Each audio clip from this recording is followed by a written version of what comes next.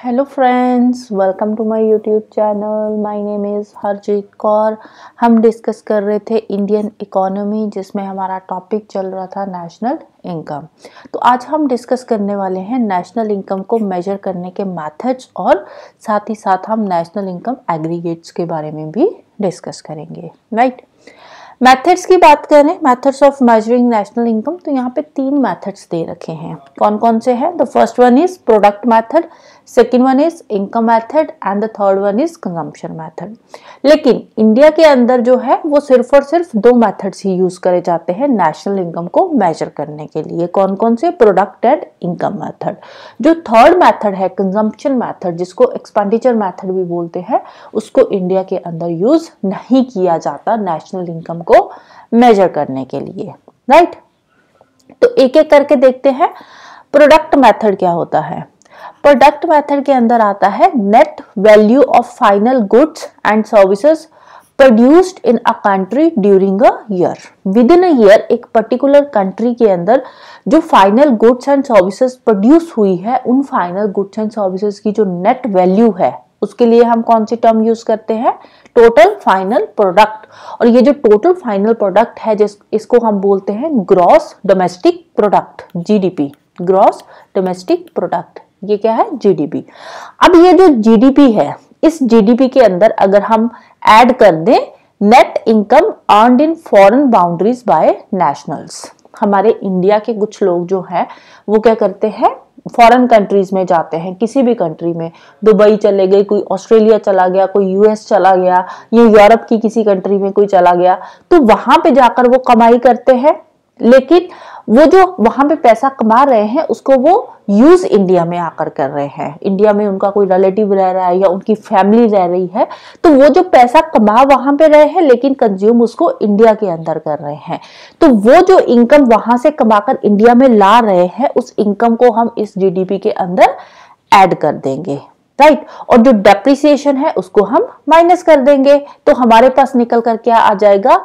Product method of measuring national income.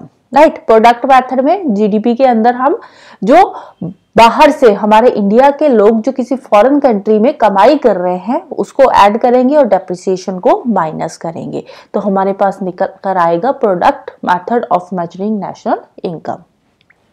The second one is income method. Income method के अंदर क्या आता है? इनकम मेथड के अंदर आता है कि जो अलग अलग सेक्टर्स के अंदर लोग काम कर रहे हैं, राइट, डिफरेंट सेक्टर्स है हमारी इकोनॉमी के, और अलग अलग सेक्टर्स के अंदर जो लोग काम कर रहे हैं, और वो जो टोटल नेट इनकम कमा रहे हैं वहां से, right, total of net income earned by working people in different sectors, अलग अलग सेक्टर्स के अंदर जो लोग काम कर रहे हैं, उससे जो इनकम अर्न हो रही है, तो उससे हम मेजर करते हैं हमारी कंट्री की नेशनल इनकम, जिसको बोलते हैं इनकम मेथड। और इसके अंदर जो टैक्स पेई है वो लोग भी आ जाएंगे, और जो टैक्स नहीं पे कर रहे वो लोग भी आ जाएंगे। दोनों कैटेगरीज के लोग यहाँ पे आ जाते हैं। Right, incomes of both categories of people paying taxes and not paying taxes are added to obtain national income. Right, दोनों कैटेगरीज के लोग आएंगे, जिससे हम इनकम जो हमारी इंडिया की नेशनल इनकम है उसको हम मेजर करते हैं। Got it? नेक्स्ट थर्ड है कंजम्पशन मेथड। कंजम्पशन मेथड को एक्सपेंडिचर मेथड भी बोलते हैं। अब देखो, यूजुअली होता क्या है, हम इनकम अर्न करते हैं, कोई भी कहीं जॉब कर रहा है या कुछ भी कर रहा है, तो उसके पास जो इनकम आती है वो उस इनकम का क्या करता है? तो यूजुअली हम उस इनकम को कंज्यूम करते हैं, जो भी हमारी जरूरतें होती है, घर के खर्चे करते हैं, शॉपिंग करते हैं या कुछ भी करते हैं, तो उसको हम खर्च करते हैं, स्पेंड करते हैं उस इनकम को, या फिर जो पैसा हमारे पास बचता है उसको हम सेव कर लेते हैं।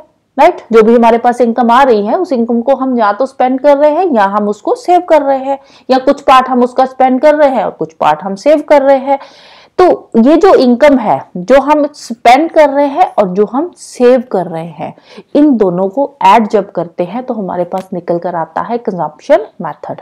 Right, national income is the addition of total consumption, जो हम कंज्यूम कर रहे हैं किसी भी चीज पे, शॉपिंग पे, खाने पीने पे या कहीं पे भी, total consumption and total savings, और जो पीछे बचा उसको हम सेव कर रहे हैं, तो दोनों का जो सम होता है वो उसको बोलते हैं कंजम्पशन मेथड। इंडिया के अंदर जो है प्रोडक्ट मेथड और इनकम मेथड ही यूज होता है नेशनल इनकम को मेजर करने के लिए या एस्टिमेट्स करने के लिए। कंजम्पशन मेथड इंडिया में यूज नहीं किया जाता, राइट। नेक्स्ट है estimates of national income in India. India में नेशनल इनकम की हम थोड़ी सी हिस्ट्री देख लेते हैं। 1868 के अंदर एक बुक आई थी, किसकी थी? दादा भाई नौरोजी जी की। बुक का नाम था poverty and un British rule in India. अब ये जो बुक थी, इस बुक के अकॉर्डिंग उस टाइम पे जो पर कैपिटा एनुअल इनकम थी, पर कैपिटा एनुअल इनकम थी, वो कितनी थी? वो थी 20 रुपीज, राइट। और उसके बाद 1931, 1932 के अंदर एक प्रोफेसर थे VKRV राव। इन्होंने नेशनल इनकम को मेजर करने के लिए पहली बार एक साइंटिफिक मेथड दिया था, जिसके थ्रू हम नेशनल इनकम को मेजर कर सकते थे। और वो जो मेथड दिया था ना, उसमें उन्होंने इंडियन इकोनॉमी को 13 सेक्टर्स के अंदर डिवाइड किया था। उसके बेसिस पे उन्होंने फिर आगे एनालाइज करा था कि किस तरह से हम इंडिया की इनकम को एस्टिमेट लगा सकते हैं या इंडिया की नेशनल इनकम निकाल सकते हैं, राइट। फिर नेक्स्ट 1949 की बात करें तो 1949 के अंदर after independence national income committee बनी थी, नेशनल इनकम कमेटी बनाई गई थी। और ये जो कमेटी थी, इसके चेयरमैन कौन थे? इसके चेयरमैन थे PC महालनोबिस, इसके चेयरमैन थे। इसके अलावा कुछ और मेंबर्स भी थे, जैसे VKRV राव हो गए, प्रोफेसर DR गैटगिल हो गए, तो ये भी इसके मेंबर थे, लेकिन चेयरमैन थे PC महालनोबिस। अब ये जो कमेटी बैठी थी, इसकी फर्स्ट रिपोर्ट कब सबमिट हुई? इन्होंने अपनी फर्स्ट रिपोर्ट दी 1951 के अंदर। 49 में ये कमेटी बनी थी और 51 में इन्होंने अपनी फर्स्ट रिपोर्ट पब्लिश करी, और उसके बाद जो इनकी फाइनल रिपोर्ट थी वो आई थी 1954 के अंदर, जिसके में इन्होंने बताया था कि किस तरह से हम इंडिया की नेशनल इनकम जो है उसको मेजर कर सकते हैं। नेक्स्ट आते हैं national income aggregates. National income aggregates में सबसे पहले आता है GDP, ग्रॉस डोमेस्टिक प्रोडक्ट। क्या होता है gross domestic product? Total money value of all the final goods and services produced within the geographical boundary of the country during a given period of time। एक financial year के अंदर या एक particular time period के अंदर एक country के अंदर या एक जियोग्राफिकल बाउंड्रीज के अंदर एक कंट्री के अंदर टोटल जो final goods and services produce हो रही है, उसकी जो टोटल वैल्यू है उसको बोलते हैं GDP। GDP का फॉर्मूला है C+G+I। फॉर्मूला याद करने का इतना ज्यादा जरूरत नहीं है, एक बार पढ़ सकते हो। C में आ जाता है कंजम्पशन एक्सपेंडिचर, G में गवर्नमेंट एक्सपेंडिचर और I में आ जाता है इन्वेस्टमेंट एक्सपेंडिचर, राइट। इंडिया का जो फाइनेंशियल ईयर है वो कब से कब तक होता है? इंडिया का फाइनेंशियल ईयर स्टार्ट होता है 1 अप्रैल से। 1 अप्रैल से स्टार्ट होता है और 31 मार्च को एंड हो जाता है, राइट। अब GDP में भी दो चीजें आती है, एक होती है GDP एट मार्केट प्राइस और दूसरी होती है GDP eight factor cost. Market price पे पहले हम देखेंगे, फिर हम देखेंगे फैक्टर कॉस्ट पे GDP क्या होती है। अब देखो, मार्केट प्राइस टर्म से हम समझने की कोशिश करेंगे। मार्केट मतलब कि जो चीज है वो जब मार्केट में पहुंची तो तब तक उस पे कितना खर्चा आ चुका था उसको बनाने पे, प्लस उस पे जितने भी इनडायरेक्ट टैक्सेस लगाए गए हैं अलग अलग स्टेप्स पे, अलग अलग फैक्टर्स ऑफ प्रोडक्शन पे जो टैक्सेस लगे हैं वो आ जाएगा, प्लस उस पे जो खर्चा आया है वो आ जाएगा। उसमें आती है GDP एट मार्केट प्राइस। अब देखो, कोई भी चीज हम बना रहे हैं, फॉर एग्जांपल कोई गाड़ी बनकर तैयार हो रही है, अब उसके लिए हमें कौन कौन सी चीजें चाहिए होती है? अलग अलग फैक्टर्स ऑफ प्रोडक्शन की जरूरत पड़ती है, जैसे कि लैंड चाहिए, लेबर चाहिए, कैपिटल चाहिए। इसके अलावा हमें ट्रांसपोर्टेशन भी चाहिए होती है मार्केट तक पहुंचाने के लिए, रॉ मटेरियल चाहिए किसी भी चीज को बनाने के लिए। तो ये जो अलग अलग चीजों पे अलग अलग फैक्टर्स ऑफ प्रोडक्शन जो है उन पे खर्चा आता है, प्लस हर एक जो स्टेप होता है उस पे कुछ इनडायरेक्ट टैक्सेस लगाए जाते हैं, राइट। इनडायरेक्ट टैक्सेस कौन कौन से हो गए? जैसे एक्साइज ड्यूटी लग रहा है, वैट है, सर्विस टैक्स है, कस्टम ड्यूटी है। आजकल तो वैट वगैरह खत्म करके एक ही आ गया, GST है।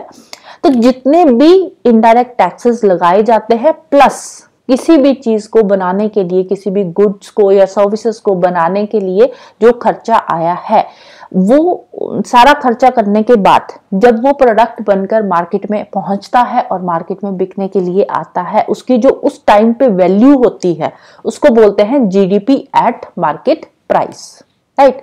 फॉर एग्जाम्पल हम बात करते हैं गाड़ी की, कोई भी कार है, उसको बनाने के लिए हमें अलग अलग चीजें चाहिए होती है, रॉ मटेरियल चाहिए, लैंड चाहिए, फैक्ट्री सेटअप करने के लिए लेबर चाहिए, पैसा चाहिए। अब जो कार है एक ही जगह पे तो बनकर तैयार हो नहीं जाएगी, उसके अलग अलग पार्ट्स हमें अलग अलग जगह से लेने पड़ेंगे। अब जहां से हम उसके पार्ट्स ले रहे हैं तो वो लोग, उनका जो खर्चा आया है उनको हम पैसे देंगे, प्लस उसमें कुछ टैक्सेस भी देने पड़ते हैं, राइट। जैसे गाड़ी बना रहे हैं, उसके हम स्पेयर पार्ट्स ले रहे हैं, कुछ भी उसमें जो टायर लग रहे हैं वो कहीं से और हम खरीद रहे हैं। अब कंपनी का टैग लगता है क्योंकि कंपनी उसको असेंबल करती है, असेंबल करके मार्केट में उतारती है। तो अब इन सब चीजों पे जो खर्चा आता है, प्लस उसमें जो भी इनडायरेक्ट टैक्सेस लगते हैं, उसके बाद ये गाड़ी बनकर जब मार्केट में बिकने के लिए तैयार होकर आती है तो उसको बोलते हैं GDP at market price, right. Second आता है factor cost, GDP at factor cost. Factor cost में क्या आता है, इसमें आ जाता है कि एक्चुअल में जो अलग अलग फैक्टर्स ऑफ प्रोडक्शन है उस पे कितना खर्चा आ रहा है, इसमें इनडायरेक्ट टैक्सेस जो है वो इंक्लूड नहीं होते। यही इन दोनों में फर्क है मार्केट प्राइस और फैक्टर कॉस्ट में, क्योंकि फैक्टर कॉस्ट में जो लैंड पे या लेबर पे या हम रॉ मटेरियल ला रहे हैं उस पे जो भी खर्चा आ रहा है वो सब चीजें इसमें एड ऑन होती है, इसके अंदर इनडायरेक्ट टैक्सेस एड ऑन नहीं होते। इसके अलावा इसमें गवर्नमेंट ग्रांट्स दे रही है, कोई सब्सिडी दे रही है, वो चीजें इसमें इंक्लूड होती है, राइट। फैक्टर कॉस्ट में जो है इनडायरेक्ट टैक्सेस नहीं आते, मार्केट कॉस्ट पे इनडायरेक्ट टैक्सेस आते हैं, राइट। तो यहाँ पे जो डिफरेंस है वो एक तो इनडायरेक्ट टैक्सेस का है, दूसरा है सब्सिडीज का, राइट। गाड़ी बनकर तैयार हो रही है, उसमें इनडायरेक्ट टैक्सेस नहीं आएंगे, जो एक्चुअल कॉस्ट लग रही है उसको अलग अलग, जैसे पार्ट्स वो पर्सन मंगवा रहा है उसको असेंबल करने के लिए जो लेबर लग रही है वो सब खर्चे इंक्लूड होंगे, लेकिन इसमें इनडायरेक्ट टैक्सेस इंक्लूड नहीं होंगे, राइट।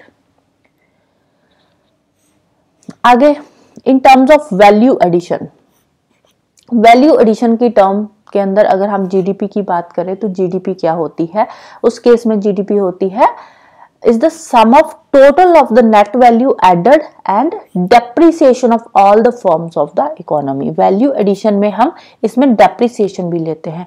अब देखो, अब कोई भी प्रोडक्ट तैयार करके मार्केट में ला रहे हैं या कुछ भी हम कर रहे हैं मार्केट के अंदर, तो उसके अंदर हम उस चीज को यूज तो कर ही रहे हैं, लेकिन साथ ही साथ डेप्रिसिएशन भी तो हो रहा है ना। तो इसलिए यहाँ पे क्या आ रहा है, sum total of net value added, जो वैल्यू एडिशन वो इकोनॉमी में कर रहा है प्रोडक्ट, वो आ जाएगा, प्लस उसमें डेप्रिसिएशन भी आ जाएगा, राइट। अब कोई भी हम कंपनी चला रहे हैं, उसके अंदर हम कोई मशीन ले रहे हैं, अब वो जो मशीन है वो हमें अर्न करके दे रही है, लेकिन साथ ही साथ उसका डेप्रिसिएशन भी हो रहा है, वियर एंड टियर भी हो रहा है, राइट। हमारे इनकम का सोर्स तो है वो मशीन, हमें इनकम जनरेट करके दे रही है, हमारे लिए प्रोडक्ट बना रही है जिसको हम आगे मार्केट में बेचकर पैसा कमा रहे हैं, लेकिन साथ ही साथ उसका डेप्रिसिएशन भी होता है, राइट।